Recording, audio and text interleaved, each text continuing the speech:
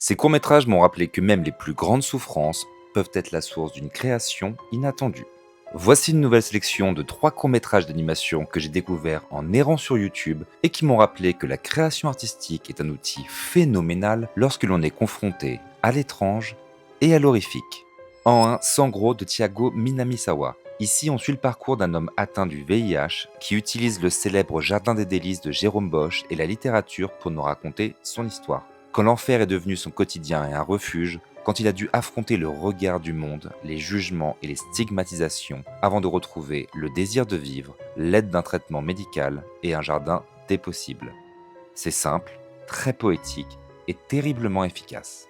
En 2, L'ogre réalisé par Aurélien Pirat. Ce film s'inscrit dans la tradition des bons vieux contes cruels de notre enfance comme Le Petit Pousset ou Barbe Bleue, mais avec un petit twist. Un jeune garçon et sa mère passent un moment chaleureux jusqu'à l'intrusion d'un ogre et une chasse s'enclenche entre le monstre et l'enfant apeuré. Je ne m'attendais pas du tout à un film sur les violences domestiques et sur un rappel quant au pouvoir salvateur des mondes imaginaires. C'est à voir absolument. Et enfin, en 3, Nightingale de Mr. Friend.